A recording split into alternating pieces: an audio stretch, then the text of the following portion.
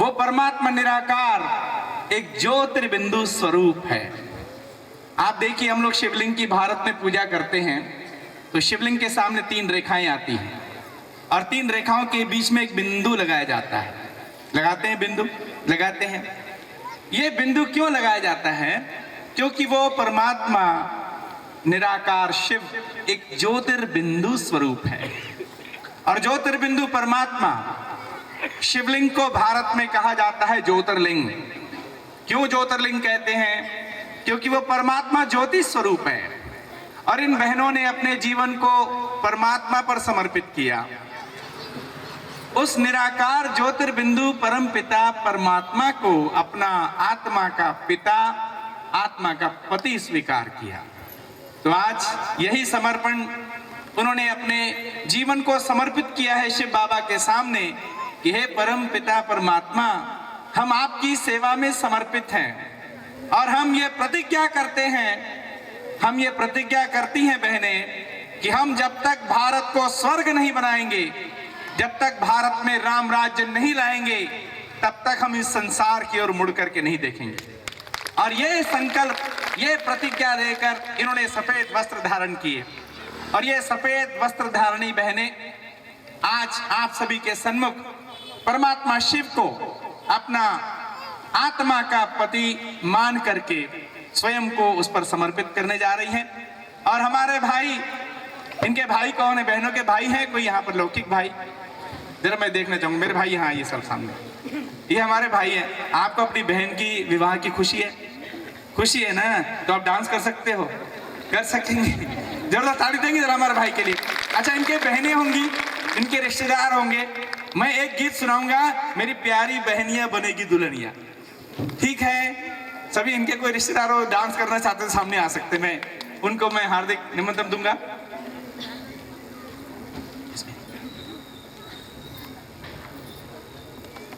बनेगी दुल्हनिया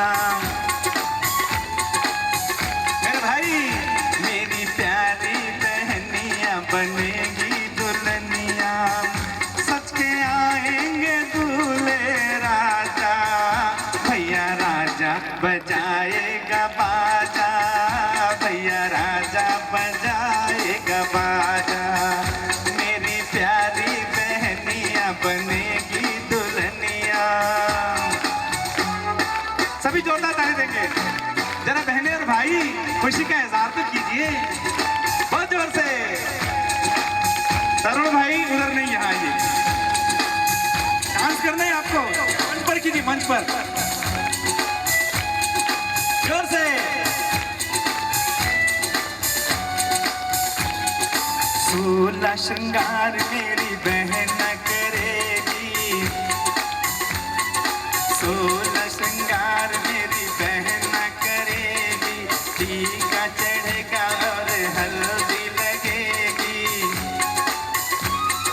बहना के होठों पे झूलेगी नथनिया और चूमेंगे दूल्हे राजा, भैया राजा बजाएगा बाजा, भैया राजा बजाएगा बाजा, मेरी प्यारी बहनिया बनेगी दुल्हनिया।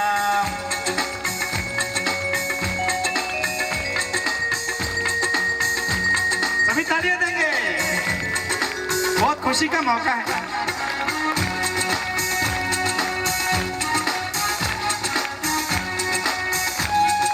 सेज पे बैठेगी तो डोली पे चढ़ेगी,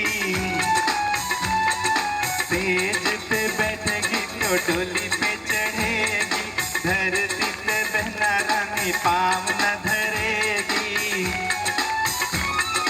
पलकों की पालकी पे बाबा को बिठा के ले जाएंगे दूल्हे राजा, भैया राजा बजाएगा बाजा, भैया राजा बजाएगा बाजा, मेरी प्यारी बहनिया बनेगी दुल्हनिया।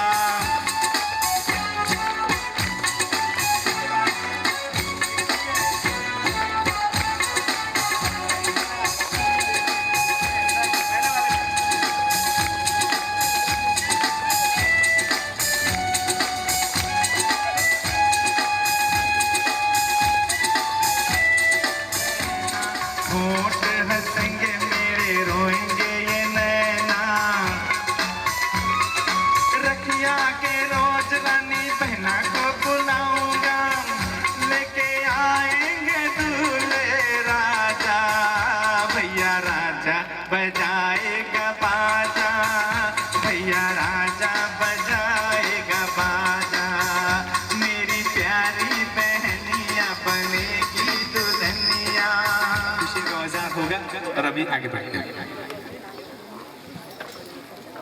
ओम शांति। तो आइए हम इन बहनों से अपने मन के विचार सुनते हैं कि किस प्रकार उनके मन में क्या संकल्प आया और उन्होंने ऐसा निर्णय किया। तो सबसे पहले हम सुनते हैं ब्रह्मा कुमारी स्वाति बहन से। सभी जोरदार तालियों के द्वारा बहन जी का स्वागत करेंगे।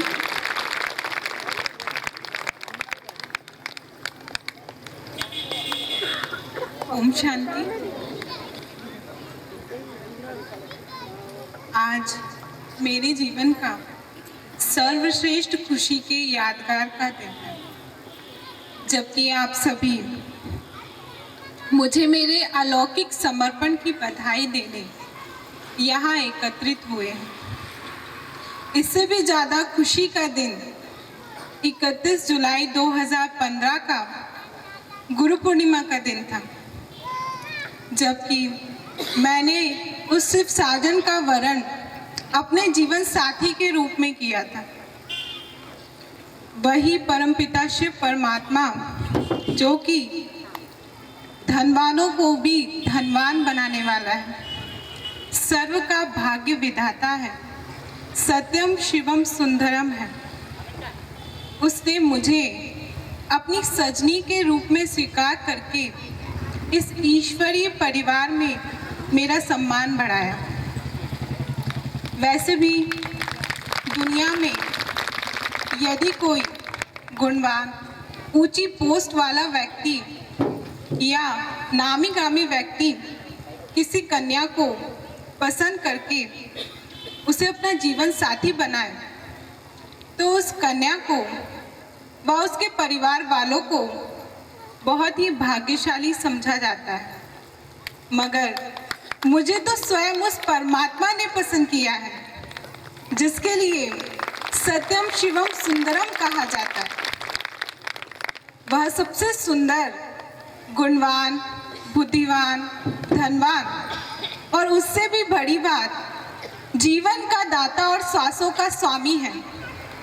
उसकी पनाह में मेरा जीवन एकदम सुरक्षित है। जब परमात्मा के हाथ में हाथ है तो मुझे किस बात की चिंता। मेरा बचपन से ही ब्रह्मा कुमारी दीदियों के सानिध्य में संपर्क रहा। मैं जब 3 वर्ष की थी तब ब्रह्मा कुमारी दीदियों के संपर्क में आई। मुझे वो दिन याद आ रहा है जब हम सहेलियां आपस में खेल खेला करती थी। हम सभी सहेलियां आपस में ब्रह्मा कुमारी दीदियां बनती थी।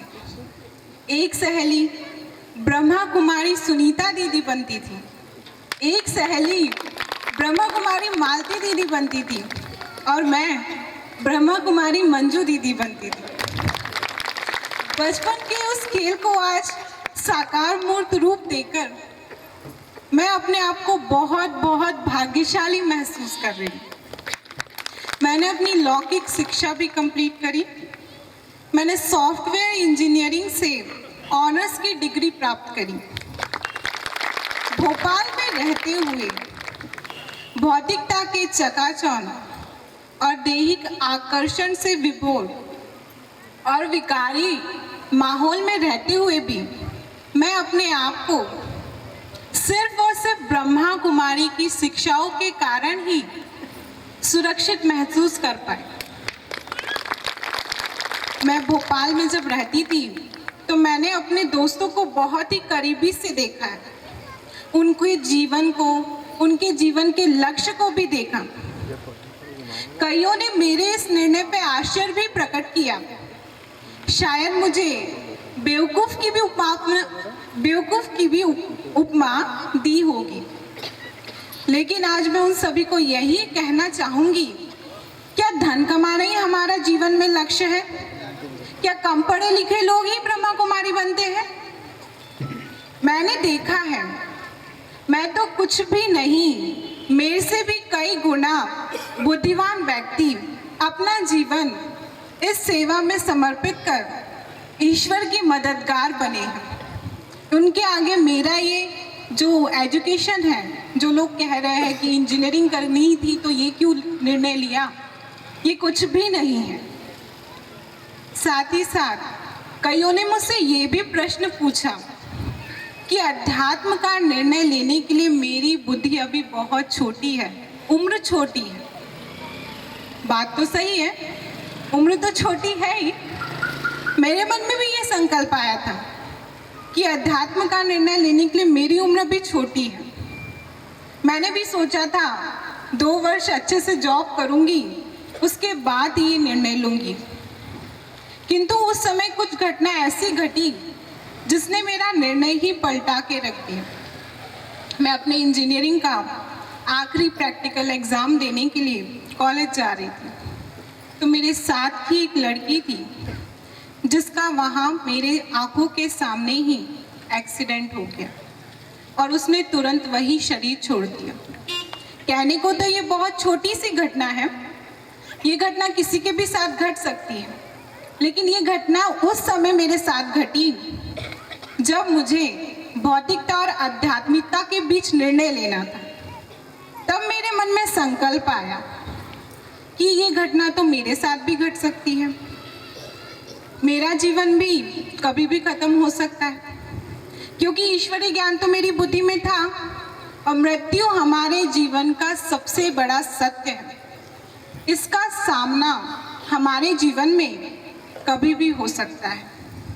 क्या पता आगे के हमारे पास क्षण कितने हो, ये भी हमें मालूम तो है ही नहीं।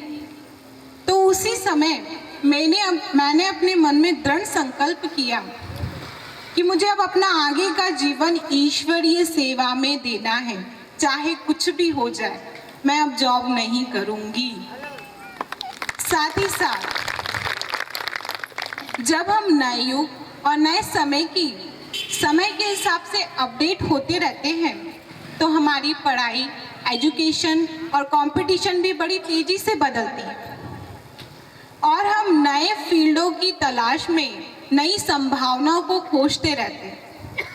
आने वाला समय अध्यात्मता का होगा, भौतिकता का बाजार खत्म हो जाएगा, अध्यात्मता का समय अब आने वाला है और मैंने इन दोनों में से अध्यात्मता को चुनकर अपनी दूरंदर्शी दृष्टि बुद्धिमत्ता का परिचय दिया है। किंतु इसी निर्णय के कारण मुझे कई लोगों ने पागल की उपमा भी दी है। मुझे हंसी आती है इस बात पे कि जब मैंने इतना सोच समझ के ये निर्णय लिया तो भी मुझे लोगों ने पागल करार दिया। साथ ही साथ हम ये देखें कि हम भारतवासी ही पवित्रता के महत्व को समझते हैं। नवरात्रि के समय पवित्रता के नियम संयम में रहकर देवियों का पूजन करते हैं, पवित्र कन्याओं के पैर पड़ते हैं, साथ ही साथ उन्हें देवियों के समान समझा जाता है। और वही कन्या जब आजीवन पवित्रता का व्रत धारण करने का निर्णय लेती है तो उस पर ऑब्जेक्शन क्यों नहीं हम उसका सहयोग करते हैं। आज इतने विदेशी भाई बहन लंदन, अमेरिका, रशिया, जर्मनी सभी लोग पवित्रता की शक्ति को पहचान कर ब्रह्मा कुमारी की छत्र छाया में अपना जीवन पवित्र व्यतीत कर रहे हैं। कई विदेशी भाई बहने, अंग्रेज भाई बहने ब्रह्मा कुमार और ब्रह्मा कुमारी बन रहे हैं और हम भारतवासी किसी के पवित्र बनने के निर्णय पर उंगली उठा रहे हैं। हम कब तक अंग्रेजों का पीछा करते करते भौतिकता के अंधकार में लिप्त रहेंगे। अंग्रेज तो जाग चुके हैं, लेकिन हम भारतवासी अब सो चुके हैं और ब्रह्मा कुमारी इन्हीं कुंभकर्णों को जगाने का कार्य पिछले 80 वर्ष से कर रहा है और मैं भी इस पुनीत कार्य में अपनी उंगली को देकर अपने आप को परम सौभाग्यशाली महसूस करती हूँ। मुझे आज अपने निर्णय पे फक्र है और कल आपको भी मेरे इस निर्णय पे फक्र होगा। आप सबको मैं ये बताना चाहूंगी कि कलयुग अभी अपने अंतिम प्रहर पे चल रहा है। परिवर्तन के इस युग में परमात्मा स्वयं आकर ब्रह्मा कुमारी की स्थापना कर राजियों की शिक्षा देकर राजाओं का राजा बनाने की पढ़ाई हमको पढ़ा रहे हैं। ये पढ़ाई आप सभी पढ़िए, ये मैसेज मैं आप सबको देना चाहती हूँ और यही मैसेज सबको देने के लिए मैंने यह कदम उठाया है। अंत में मैं अपने माता पिता को दिल से धन्यवाद देना चाहूँगी, जिन्होंने मुझे दिल से सहयोग प्रदान किया, मुझे सहर्ष छुट्टी दी, मेरे निर्णय पे उंगली नहीं उठाई।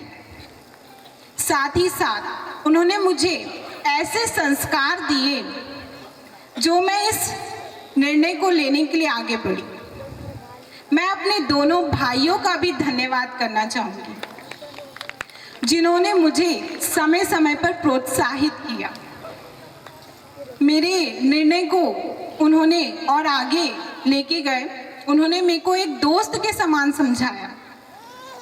आज मेरे इस निर्णय पे सबसे ज़्यादा खुशी उन दोनों को ही हो रही है और मैं अपनी दीदियों का भी दिल से धन्यवाद देना चाहूँगी, जो कि मेरी प्रेरणा स्रोत है, मेरी आदर्श है और उनके आध्यात्मिकता के सानिध्य में हमारा जीवन जो आगे की चलने वाला है। और मैं उस परमात्मा शिव साजन को भी ये कहना चाहूँगी कि उस परमात्मा पति को पाकर दिल अब यही गा रहा है कि पाना था सो पा लिया, बाकी अब कुछ रहा नहीं। ओम शांति। बहुत बहुत धन्यवाद। जोरदार तालियों से आप बहन का उत्साहवर्धन करें, क्योंकि ऐसा संकल्प करने वाले लाखों में नहीं बल्कि करोड़ों में कोई एक कन्या होती है। आप हिसाब लगाएंगे सृष्टि की पॉपुलेशन कितनी है और उसमें से थोड़ी सी बहनें ब्रह्मा कुमारी बनी हैं, तो कोटों में कोई ये आत्मा है।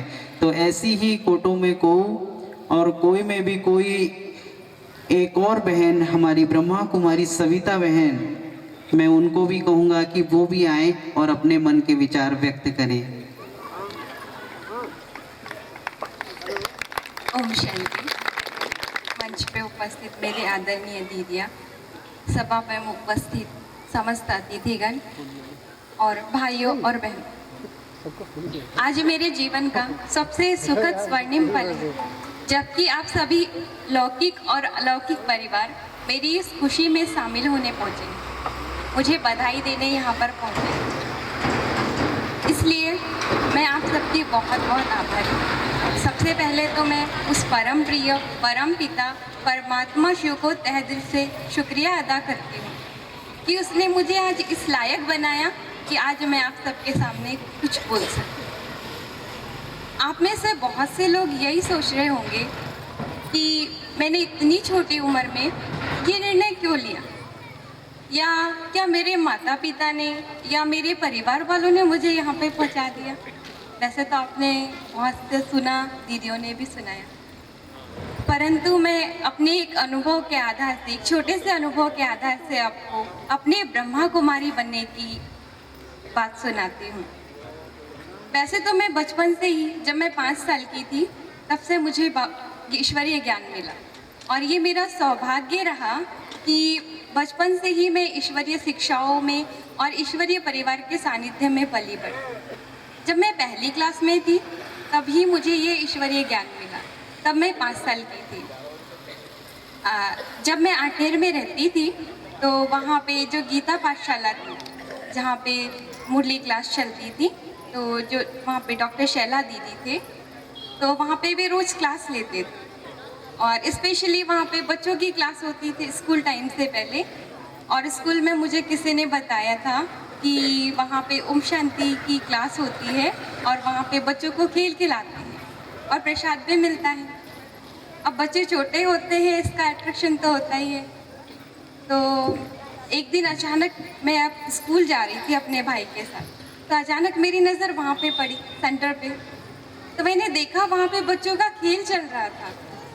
तो मैंने अपने भाई से कहा चलो हम चलते हैं वहाँ पे, और हम वहाँ पे चले गए।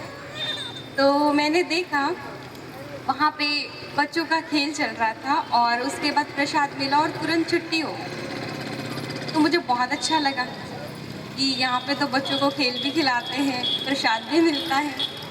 ज्ञान तो कुछ सुना नहीं था, परंतु अगले दिन से मैं रोज़ वहाँ पे जाने लगी कि मुझे प्रसाद लेना है, खेल खेलना है, यही अट्रैक्शन था। उसके बाद में मैं वहाँ पे रोज़ जाती थी, क्लास करती थी, ज्ञान की बातें सुनती थी, ज्ञान सुनती थी, तो मुझे बहुत अच्छा लगता था। ज्ञान सुनने में मेरी शुरू से बहुत रुचि थी, तो मैं बहुत ध्यान से सुनती थी और मुझे बहुत फटाफट याद हो जाता था और मैं याद करके सुना भी देती थी। इसलिए दीदी के साथ मैं छुट्टियों के दिनों में सेवार्थ जाती थी गांव-गांव में। तो ये तो मेरा बचपन था, और इसके बाद मैं अपने तुरंत ही 15-20 दिन के अंदर ही मैं अपने मम्मी पापा को भी सेंटर पर लेकर आई, उनको भी कोर्स करवाया।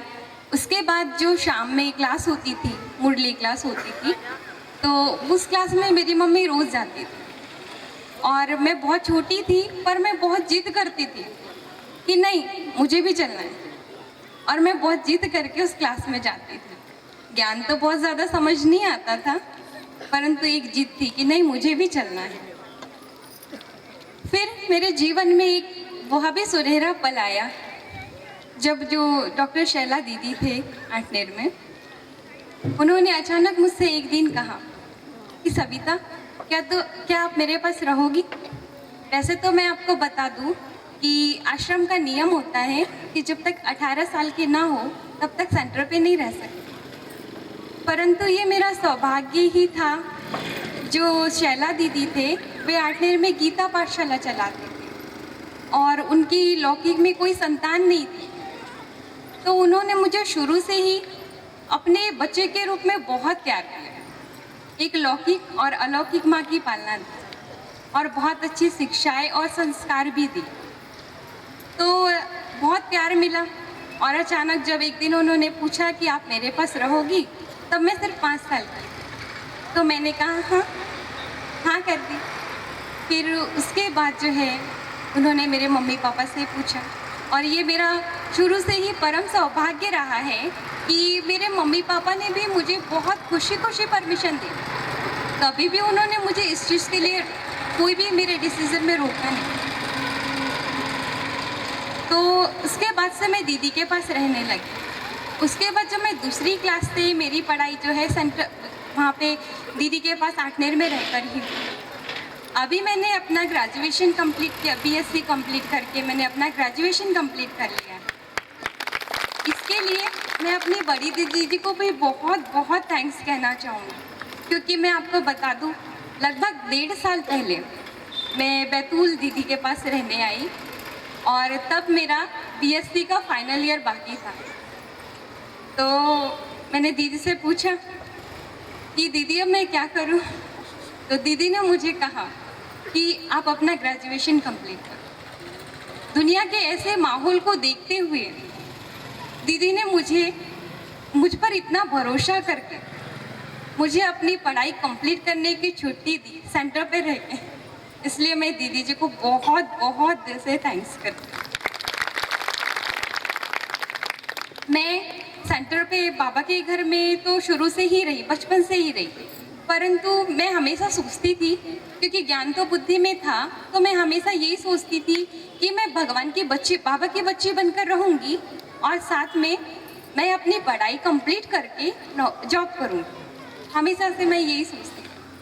ब्रह्मा कभी भी ये नहीं सोचा था कि मैं एक समर्पित ब्रह्मा कुमारी बनकर समर्पित रूप से भगवान के कार्य में मददगार बनूँगी, कभी भी नहीं सोचा था। परंतु ब्रह्मा कुमारी बनने का संकल्प तब आया, जैसे कि मैंने आपको बताया, वैसे तो मैं दीदियों के संपर्क में बचपन से ही रही, परंतु 1.5 साल पहले जब मैं दीदी के पास आई तो दीदियों को और करीब से जानने का मौका मिला, उनके पास रहने का मौका मिला, उनके जीवन को देखने का मौका मिला।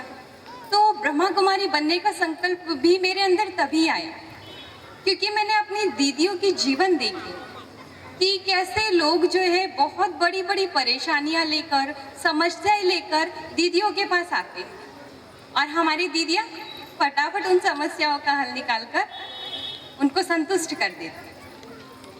तो मैं हमेशा सोचती थी कि मैं भी अपनी दीदियों के जैसी मार्गदर्शक औरों की मार्गदर्शक बनूं, क्योंकि मैंने सुन रखा था कि कुमारी वह है, जैसे कि दीदी भी अभी बता रहे थे कि कुमारी वह है जो 21 कुल का उद्धार करती है, कुमारी वह है जो ज्ञान गंगा बनकर बहती रहती।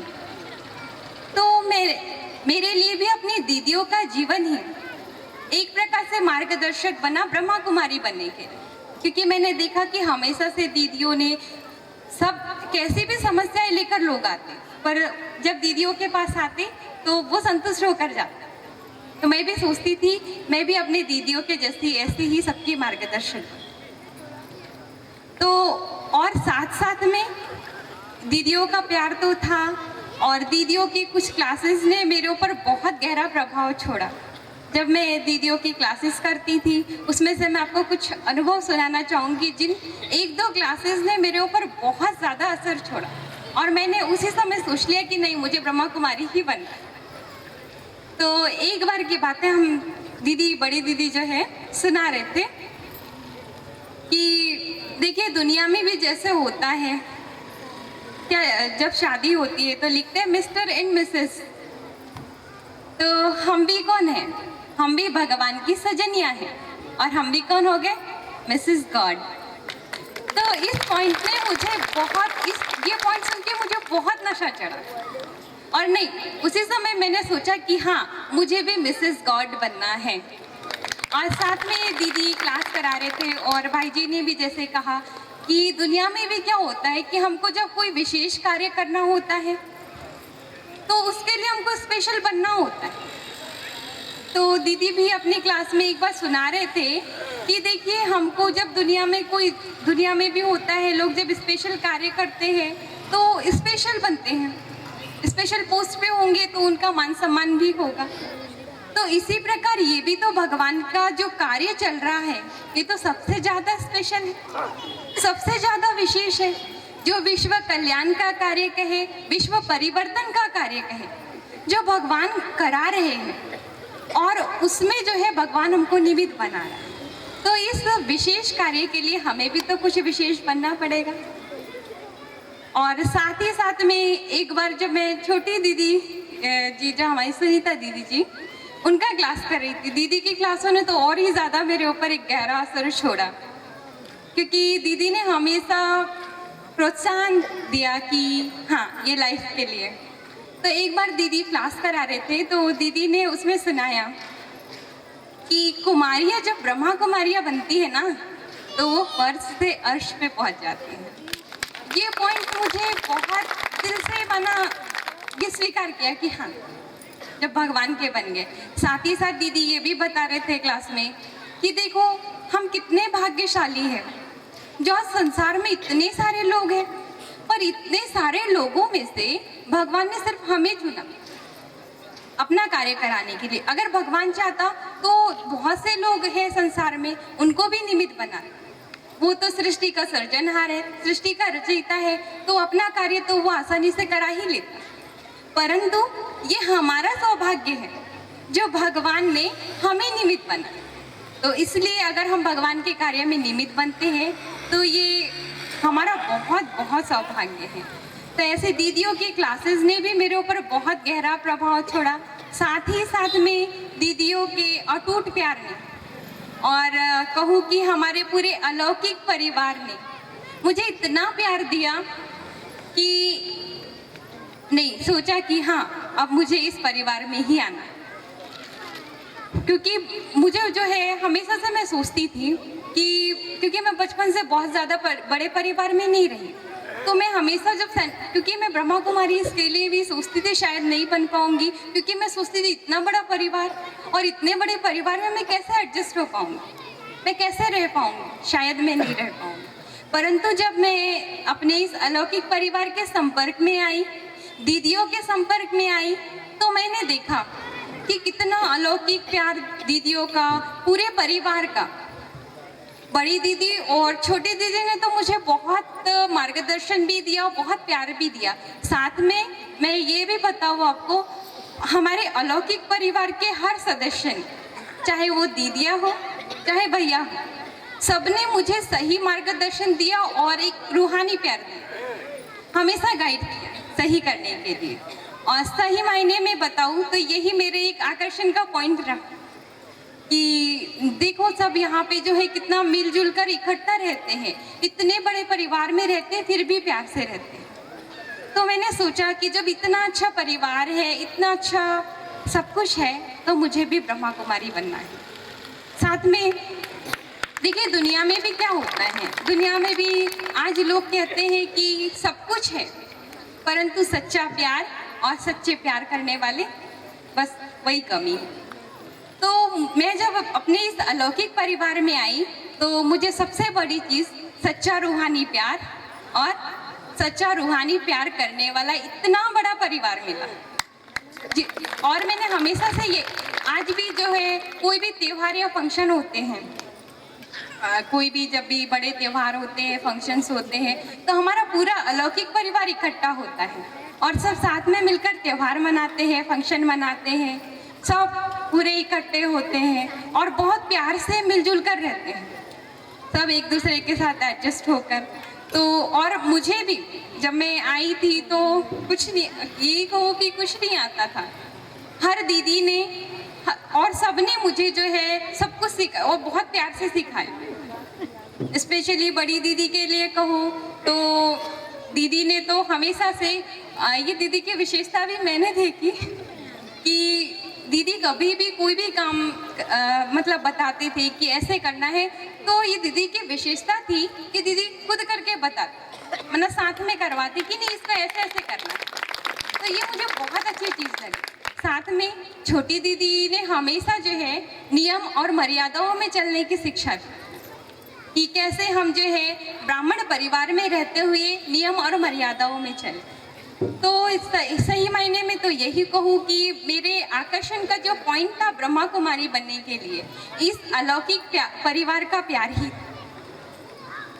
मैं जब लौकिक पढ़ाई करती थी तो मैं हमेशा सोचती थी कि मैं जो है अपनी पढ़ाई कंप्लीट करके मैं टीचर या लेक्चरर बनूँगी। हमेशा मैं यही सोचती थी कि क्योंकि सुन रखा था कि टीचर जो है अनेकों के जीवन बनाते हैं, तो यही लक्ष्य रखा था कि मुझे टीचर बनना है। और ये मेरा परम सौभाग्य है जो उस परम पिता परमात्मा शिव ने मुझे अलौकिक टीचर के रूप में स्वीकार किया। तो इसके लिए मैं परमात्मा का भी बहुत बहुत दिल से थैंक्स करना चाहती हूँ। इसके साथ ही मैं अपनी दीदियों को भी बहुत बहुत थैंक्स करना चाहूँगी कि उन्होंने मुझे इतना प्यार दिया कि संकल्प ही चेंज हो गया कि तुरंत नहीं कि मुझे ब्रह्मा कुमारी बनना ही, यही संकल्प कर लिया। अंत में मैं यही कहूँगी, अपने लौकिक परिवार को भी बहुत बहुत थैंक्स करना चाहूँगी कि उन्होंने भी मुझे कभी भी, बिकॉज शुरू से जो वहाँ पे आठनेर का, जैसे मैंने आपको बताया, मैं गीता पाठशाला पे रहती थी शैला दीदी के पास में, तो उन्होंने मुझे शुरू से बहुत अच्छे संस्कार दिए, बहुत अच्छी पालना दी और बहुत अच्छी शिक्षाएं दी, जिस कारण मैं इतना लायक बनी। तो मैं उनको भी बहुत बहुत थैंक्स करूँगी। साथ में मेरे मम्मी पापा को भी बहुत बहुत थैंक्स करूँगी, क्योंकि आप सबको पता है कि जब कन्या कोई नया कदम उठाती है तो उसके परिवार को और माता पिता को बहुत ज़्यादा सुनना पड़ता है। तो उन्होंने इन दुनिया की बातों को सुनते हुए भी मेरे इस डिसीजन में, मेरे इस निर्णय में उन्होंने मुझे पूरा पूरा सहयोग दिया, इसलिए मैं उनकी भी बहुत बहुत दिल से आभारी हूँ। साथ में हमारा पूरा अलौकिक परिवार, दीदियों की भी मैं बहुत बहुत आभारी हूँ कि उन्होंने मुझे इतना प्यार देकर इतना लायक समझा कि मैं एक ब्रह्मा कुमारी बन सकती। दीदियों ने तो मुझे शुरू से ही बहुत ज़्यादा, ये कहूँ कि दीदियाँ मेरे लिए प्रेरणा स्रोत रही। हमेशा जो है दीदियाँ मेरी आदर्श रही कि मैंने जैसे आपको सुनाया कि दीदियों को जब मैंने देखा कि वो समस्याएं अनेकों की सुलझाती थी और उनको देख के ही मैंने सोचा कि नहीं, मुझे भी अपनी दीदियों के जैसे बनना है। तो मैं अपनी दीदियों को भी बहुत बहुत दिल से थैंक्स करूँगी कि उन्होंने मुझे हमेशा सपोर्ट किया और हर काम सिखाया भी। और साथ साथ में मैं आप सभी को भी बहुत बहुत धन्यवाद करना चाहूँगी कि आप सभी मेरी इन खुशियों में शामिल होने पहुँचे हैं और आप सबके कारण ही मेरे जीवन में ये खुशियाँ आई हैं। तो इसके लिए मैं आप सबकी भी बहुत बहुत आभारी। लास्ट में यही कहूँगी कि जैसे एक कुछ सुनाना था, जैसे दीदी सुना रहे थे कि दुनिया में सिर्फ काय की चिंता होती है माता पिता को भी, कि कन्या को जो है अच्छा घर मिले और वर मिले, है ना। तो दीदी ने ये भी बताया कि मेरा वर तो ऐसा है शिव साजन, जिसको जो है कन्याएं भी जिससे वर मांगती है, और मैंने खुद उस शिव साजन को वर लिया, तो और क्या चाहिए। और घर तो दीदी ने बताई ही कि हमारे संसार में 138 देशों में घर है।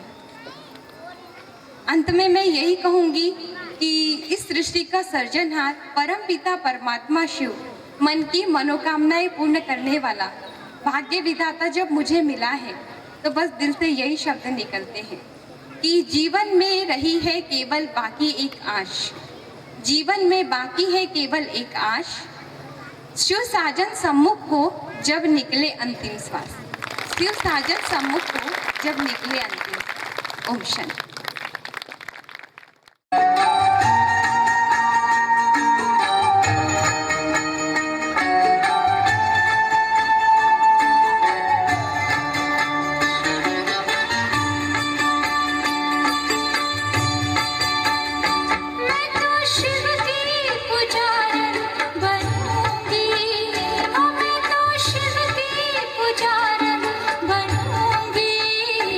अपनी भोली